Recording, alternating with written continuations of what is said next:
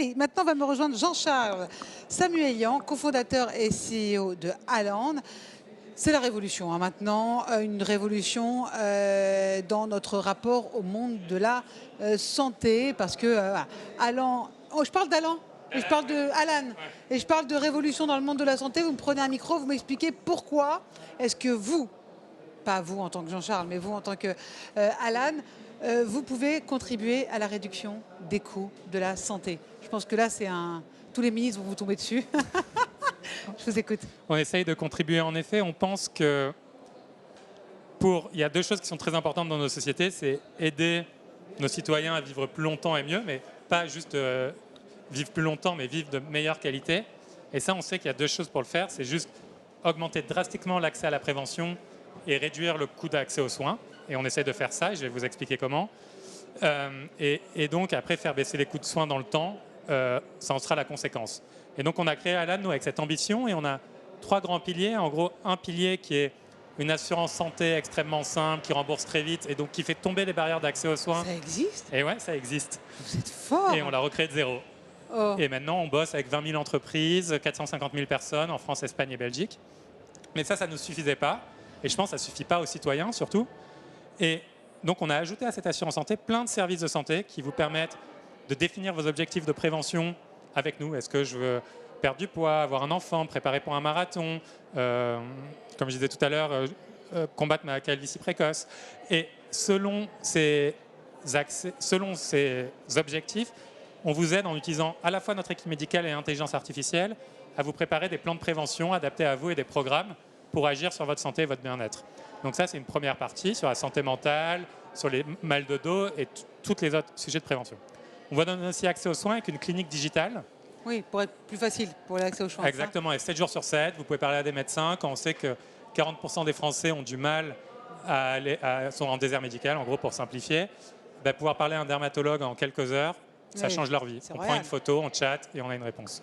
Mais qu'est-ce que ça apporte justement cette intelligence artificielle? Ça apporte cette révolution dont vous parlez, d'avoir à disposition quelques solutions, au moins savoir où on en est, un diagnostic? Clairement, on pense que l'intelligence artificielle est un des leviers pour rendre tout le système plus efficace, plus rapide pour avoir des réponses, moins chères. Il faut qu'elle soit mise au service de l'humain. Donc nous, notre thèse, c'est vraiment comment on crée des outils qui font que c'est plus facile d'utiliser à la fois pour l'équipe médicale et pour nos membres. Et donc c'est vraiment la combinaison du meilleur des deux mondes qu'on essaye de faire. Et on pense que... C'est pas facile. Non, c'est pas facile, mais c'est des enjeux produits et techniques qui sont fabuleux. C'est ça qui rend si excitant de construire une boîte, c'est ça qui fait qu'on grandit aussi vite, c'est parce qu'on a réussi à essayer de construire cette alchimie entre les deux, qui fait qu'on a des meilleurs services, dans le temps on est de moins en moins cher, on a aussi un impact sur ce qu'on a 20 000 entreprises qui travaillent avec nous, donc sur leur absentéisme, on les aide à réduire leur absentéisme progressivement, on les aide à augmenter l'engagement salarié, à avoir des salariés qui vont mieux, quand le capital humain est le capital le plus important d'une entreprise.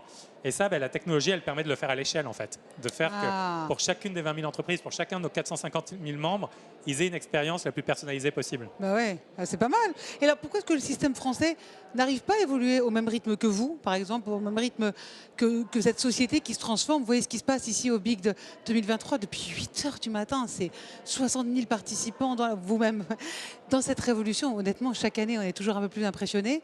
On a l'impression qu'il y a une société qui veut aller toujours plus vite, toujours plus loin, et puis un système qui est un peu plus impénétrable.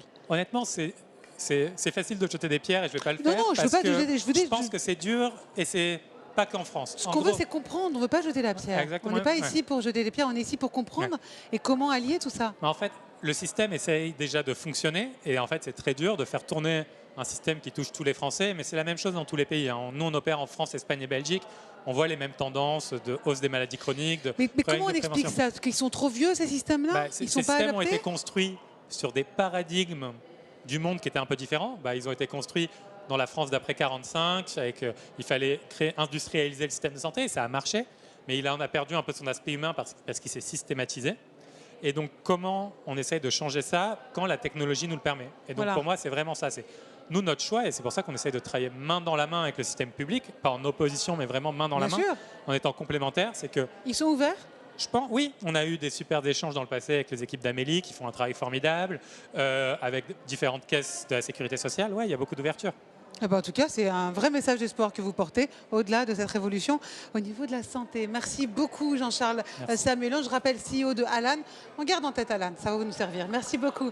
Allez, bonne fin de Big.